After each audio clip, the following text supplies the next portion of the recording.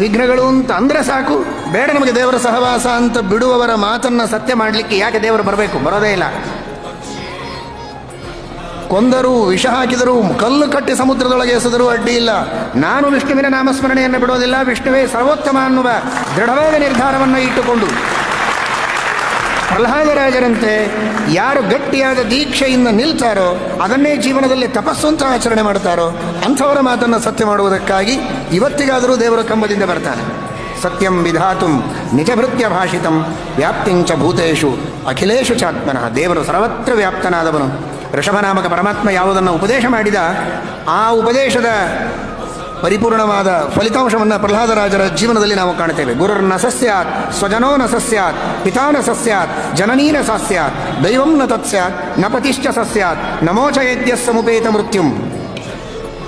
ಯಾರು ಮೃತ್ಯುವಿನ ಮೋಚನೆಯನ್ನು ಮಾಡೋದಿಲ್ಲ, ಮೃತ್ಯುವಿನ ಮೋಚನೆ ಮಾಡುವ ಮೃತ್ಯುವಾದ ಆ ನರಸಿಂಹನ, ಭಗವಂತನ, ವಿಷ್ಣುವಿನ ಪಾರಮ್ಯವನ್ನು ತಿಳಿಸೋದಿಲ್ಲ, ಅದಕ್ಕೆ ಅನುಕೂಲ ಮಾಡಿಕೊಡೋದಿಲ್ಲ, ಅಂತಹ ತಂದೆ, ತಾಯಿ, ಗುರು ಯಾರೂ ಕೂಡ ನಿಜವಾದ ಅರ್ಥದಲ್ಲಿ ತಂದೆ ಅಲ್ಲ, ತಾಯಿ ಅಲ್ಲ, ಗುರು ಅಲ್ಲ, ಬಂಧು ಅಲ್ಲ ಎಂಬುದಾಗಿ ಪರಮಾತ್ಮನೇ ಹೇಳಿದ ಮಾತು. ಅದನ್ನು ನೆನಪಿನಲ್ಲಿ ಇಟ್ಟುಕೊಂಡ ಮಹಾನುಭಾವರು ಪ್ರಹ್ಲಾದರಾಜರು ಹಾಗೇ ವರ್ತನೆ ಮಾಡಿದ್ದಾರೆ.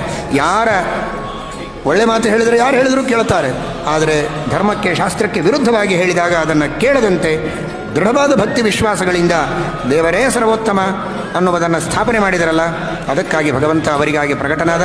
ಅದೇ ತರಹದ ಅಕಾಟ್ಯವಾದ ವಿಶ್ವಾಸ, ಭಕ್ತಿ ದೇವರ ಬಗ್ಗೆ ಇಟ್ಟುಕೊಂಡು ನಾವು ದೇವರ ಸ್ಮರಣೆಯನ್ನು ಮಾಡಿದರೆ ನಿಶ್ಚಿತವಾಗಿಯೂ ಪರಮಾತ್ಮ ನಮ್ಮನ್ನು ರಕ್ಷಣೆ ಮಾಡ್ತಾನೆ, ಉದ್ಧಾರ ಮಾಡ್ತಾನೆ. ಇದರಲ್ಲಿ ಯಾವುದೇ ವಿಧವಾದ సంశయವಿಲ್ಲ.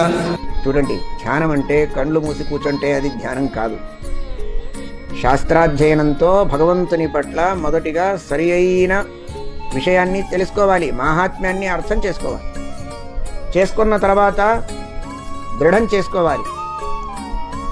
దృఢం చేసుకున్న తర్వాత ఆ దృఢీకృతమైనటువంటి ఆ భగవత్తత్వాన్ని మనస్సులో తలుచుకోవాలి. అదే ధ్యానము. అటువంటి ధ్యానాన్ని చేయవాలి. ధ్యాతః ఇలా చేస్తే తరువాత ఆ భగవంతుడు అపరోక్ష జ్ఞానాన్ని అనుగ్రహిస్తాడు. యో దదాత్యమృతత్వం హి. అమృతత్వం అంటే మోక్షం. ధ్యానంతో మోక్షమేనా? ధ్యానంతో భగవంతుని అపరోక్ష జ్ఞానం అవుతుంది, సాక్షాత్కారం. ఆ భగవంతుని సాక్షాత్కారం వలన మోక్షం కలుగుతుంది. అయితే శ్రీమన్మధ్వాచార్యులు ఇక్కడ మంగళాచరణంలో ధ్యానం అయిన తర్వాత అర్చిత, శ్రుత, కీర్తిత, కచిత, సంస్మృత, ధ్యాత అమృతత్వం దదాతి. అపరోక్ష జ్ఞానం అనే మాట రాలేదు కదా అని అనిపిస్తుంది.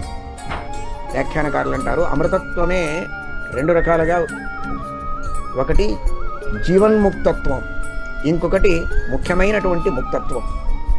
ఆ రెండిటిని అమృతత్వం అనే పిలుస్తారు. అంటే జీవన్ముక్తత్వం అంటే అపరోక్ష జ్ఞానావస్థ. అపరోక్ష జ్ఞానాన్ని పొంది ఉంటారు కదా, వారికి జీవన్ముక్తులు ఉంటారు.